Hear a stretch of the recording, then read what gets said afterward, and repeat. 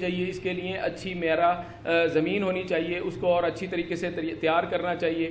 Laser land levelling 3 سال کے بعد اس میں لازمی ہو. ڈیپ پلوئنگ آپ نے 3 سال بعد لازمی کرنی ہے, اور اچھے طریقے سے زمین تیار کر کے اس کے اندر تاکہ ایریشن زمین کی اور پانی جو ہے صحیح طریقے سے لگ سکے, یہ ساری چیزیں اس میں خیال کرنا ہے. اور genetically pure A and R line, پھر ہم بار بار اس لیے کہہ رہے ہیں کہ اگر اس میں تھوڑا سا بھی پیورٹی نہ ہوئی تو آپ کے F1 ہائیبرڈ کے اندر یونیفارمٹی نہیں ہوگی. لے آؤٹ اور پلانٹنگ جو ہماری جیومیٹری ہے یہ ڈیفرنٹ ہوتی ہے جو ہماری سیڈ پروڈکشن ہوتی ہے عام پروڈکشن سے. عام پروڈکشن میں تو آپ نے ہائیبرڈ لگا دیا ہوتا ہے, اس میں آپ نے اے اور آر لائن کو الگ مینٹین کرنا ہوتا ہے, اسی طرح اے بی لائن کو الگ مینٹین کرنا ہوتا ہے. اس کی پراپر پلانٹنگ جیومیٹری جیسی ڈاکٹر صاحب نے بتایا 3:1 کی ریشو رکھنی ہے آپ نے. اور اسی طرح پراپر سوئنگ ٹائم اچھے, جس طرح کلائمیٹ چینج میں آپ نے اس پہ آپ کو ہمارے زبیر صاحب بھی سوئنگ ٹائم کے اوپر انہوں نے ایکسپیریمنٹ کیے ہیں, وہ بریف کریں گے. تو اس کے لیے پراپر سوئنگ ٹائم ہو تاکہ کلائمیٹ چینج کا جو ایفیکٹ ہے اس سے ہمارا سیڈ پروڈکشن جو ہے متاثر نہ ہو اور ہم اچھی سے اچھی اس سے پروڈکشن لے سکیں. بیلنس یوز آف فرٹیلائزر, جو ریکمینڈڈ فرٹیلائزر ہیں آپ نے اپنی زمین کا سوائل ٹیسٹ کرا کے اس کے مطابق آپ نے اس میں جو NPK کی ڈوز ہے وہ پراپر یوز کرنی ہے.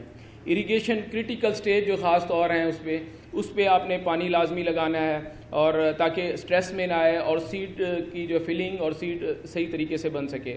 ریکمینڈڈ پلانٹ پاپولیشن رکھنی ہے. روگنگ آف ٹائپ پلانٹس جس طرح ڈیٹیل سے آپ کو اجاز صاحب نے بتایا وہ لازمی کرنا ہے. انسیکٹ پیسٹ اور ڈیزیز مینجمنٹ یہ کرنی ہے آپ نے, یہ آپ نے سوئنگ ٹائم کے ساتھ بھی آپ مینیج کریں گے, اور بعد میں جو اگر کوئی خدا نخواستہ کسی بھی قسم کا انسیکٹ پیسٹ اور ڈیزیز کا اٹیک ہوتا ہے تو سپرے کے ساتھ اسے ٹائملی کنٹرول کریں گے. اس میں یہ نہیں دیکھا جاتا کہ آپ جب سیڈ پروڈکشن ہے اس میں آپ کا جو ETL لیول ہے وہ جس طرح ہم کراپ میں ریکمینڈ کرتے ہیں کہ یہ ETL لیول ہے تو فارمر اس پہ سپرے کریں, اس میں آپ نے جیسے انسیکٹ آنے سے پہلے آپ نے اس کو کنٹرول رکھنا ہوتا ہے. پراپر ہارویسٹنگ ٹائم اس کا بہت امپورٹنٹ ہے کہ ہم نے جو محنت کی ہے اور سیڈ پروڈیوس کیا ہے وہ پوسٹ ہارویسٹ لاسز نہ ہو, اس کے ہارویسٹنگ کے ٹائم لاسز نہ ہو تو اسے پراپر ٹائم پہ ہارویسٹ کریں.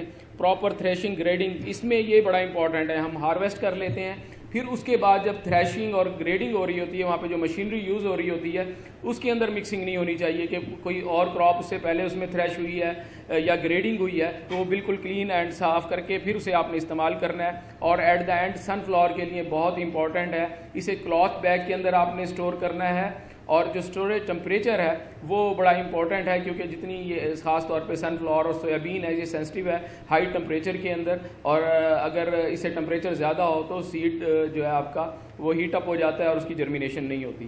یہ امپورٹنٹ کریٹیکل سٹیجز ہیں, جیسے آپ دیکھیں پہلی سوئنگ کے ٹائم پہ سٹیج ہے, اس پہ جو ہے آپ نے زمین تیار کرنی ہے. اجاز صاحب آپ کے پاس پوائنٹر ہوگا وہ دے دیں مجھے پلیز. اس کے بعد آپ کی انیشیل لیوز کی سٹیج ہے, آپ جا رہے ہیں جب 3, 4, 5 لیوز ہو جائیں گے ارتھنگ اب آپ نے لازمی کرنی ہے تاکہ پودے زمین گرے نہ اور پراپر مینٹین ہو سکیں. اس کے بعد آپ دیکھتے ہیں بٹن سٹیج آتی ہے اور پھر آنین سٹیج آتی ہے. آنین سٹیج پہ خاص طور پہ سنڈی آتی ہے, اس سے آپ نے اسے کنٹرول کرنا ہے.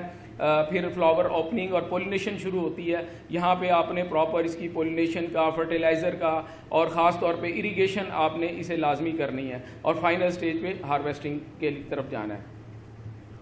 یہ جو آئسولیشن ہے, آئسولیشن بڑی امپورٹنٹ ہے کہ ایک کراپ سے دوسرے کراپ کو ہم نے الگ کرنا ہے تاکہ کراس پولینیشن نہ ہو سکے. اس میں دوسرے جو اے لائن ہے یا آر لائن ہے آپس میں جو ہم نے جو آئیڈینٹیفائڈ ہیں انہی کا کراس ہو, جو فورن کنٹیمنیٹڈ پولن ہے وہ نہ آ سکے. یہ 3 طرح کی ہوتی ہے, اس میں یہ 3 طرح کی ہوتی ہے. آپ نے دیکھا ہے ہنی بھی عام طور پہ جو موومنٹ ہے اس کی سن فلاور کی جو کراسنگ ہے وہ ایئر کے ذریعے نہیں ہوتی, وہ صرف انسیکٹ کے ذریعے ہوتی ہے. پولن ایئر کے ذریعے جس طرح کارن میں موو کرتا ہے, سن فلاور میں ایسا نہیں ہے, یہ صرف ہنی بی کے ذریعے ہی موو ہوگا. اور ہنی بی کی آپ موومنٹ دیکھیں, یہ 1 کلومیٹر جو ہے نا اس کی رینج ہے جس سرکل کے اندر یہ موو ہے. تو منیمم جو ڈسٹینس ہے 1 کلومیٹر آپ کا جو ڈسٹینس آئسولیشن یا سیپیشل ہم آئسولیشن کہتے ہیں اس کے اندر 1000 میٹر منیمم ہے. اس سے جتنا زیادہ آپ رکھیں گے اتنی آپ کی کوالٹی سیڈ پروڈکشن پیورٹی اتنی مینٹین ہوگی. دوسرا طریقہ ہوتا ہے ٹائم آئسولیشن.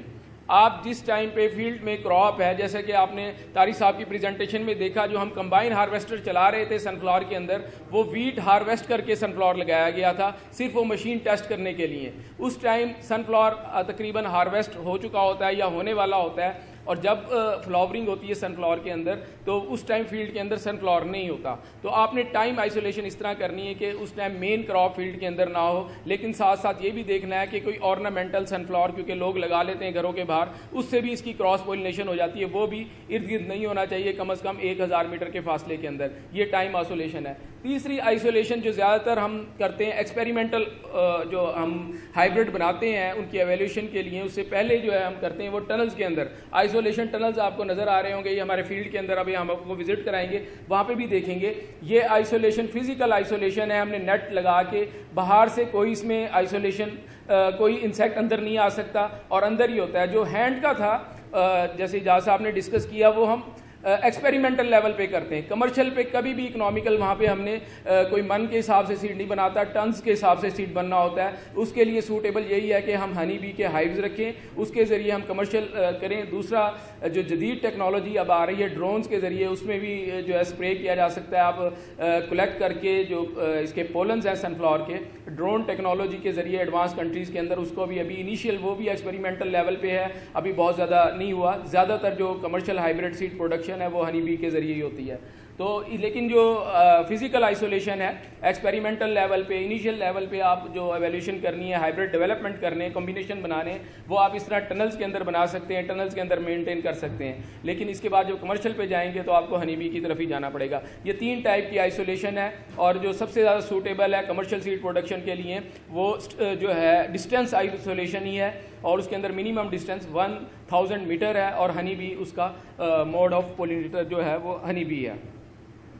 دوسرا سنکرونائزیشن میل اور فیمیل کی, یہ بہت امپورٹنٹ ہے کہ جب بھی آپ ہائیبرڈ اے اور آر لائن ہے ان کی فلاورنگ جو ہے وہ سنکرونائزڈ ہو. اینتھیسز دونوں کی, جو فیمیل میل کی اینتھیسز اور پولن کے جو فیمیل ہے اس کی اسٹگما کی ریسیپٹیوٹی, یہ دونوں چیزیں بہت امپورٹنٹ ہیں. اور اسی لیے زیادہ تر جو ملٹی ہیڈ جو آر لائن استعمال کی جاتی ہیں تاکہ وہ جلدی اس کی فلاورنگ شروع ہوتی ہے اور لیٹ تک جاتی ہے. اگر جو لیٹ تک نہ ہو تو اس کو دوبارہ جو آر لائن کچھ دنوں کے وقفے کے بعد, ہفتہ یا 10 دن کے بعد دوبارہ لگائیں تاکہ دیر تک پولن جو آپ کو پاس ملتا رہے اور سیڈ کی پروڈکشن اچھی اور ہیڈ سائز جس طرح آپ نے دیکھا تھا وہ پورے طریقے سے فل ہو سکے.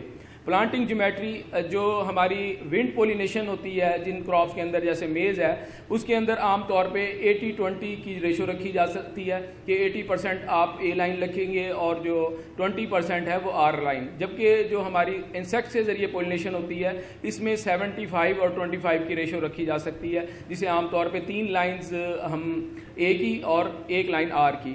اور پولینیٹر کے لیے منیمم 5 ہائیوز پر ہیکٹیئر آپ نے یوز کرنے ہیں, اور اس سے جتنے زیادہ کریں گے اتنی زیادہ پولینیشن ہوگی, ہنی بی کی موومنٹ ہوگی اور وہ زیادہ اچھی اس کی پولینیشن ہوگی. روگنگ آپ نے آل آف ٹائپ ہر وقت آپ نے جو آپ کی فلاورنگ انیشیشن سے پہلے آپ نے کریٹیکلی پلانٹس کو آبزرو کرنا ہے, اے لائن میں بھی اور آر لائن کے اندر بھی. اسی طرح اے اور بی لائن کی جب مینٹیننس ہو رہی ہوتی ہے اس کے اندر بھی, آر لائن کو آپ سیڈ پروڈیوس کر رہے ہوتے ہیں اس کے اندر بھی, یہ سب کو آپ نے آبزرو کرنا ہوتا ہے. اور یہ بلاکس الگ الگ آپ نے لگانے, یہ نہیں کرنا کہ ایک جگہ آپ اے اور آر لائن بنا کے آپ 1 سیڈ بنا رہے ہیں, ادھر ہی آپ اے اور بی کو مینٹین بھی کر رہے ہیں, کیونکہ بی جو ہے اس کا پولن بھی آپ کو جو ہے نا وہ پھر آپ کو آگے میل اے لائن آپ کو دوبارہ ملے گی اس کے اندر, اور جو سیلف آپ کی پولینیشن جو ہے وہ نہیں ہو سکے گی جس طرح ساری صاحب نے کہا ہے. تو آپ نے اے بی لائن کو الگ مینٹین کرنا ہے اور اے آر لائن کے ذریعے جو ہائیبرڈ سیڈ پروڈکشن ہے وہ الگ آئسولیشن کے اندر ہونی چاہیے.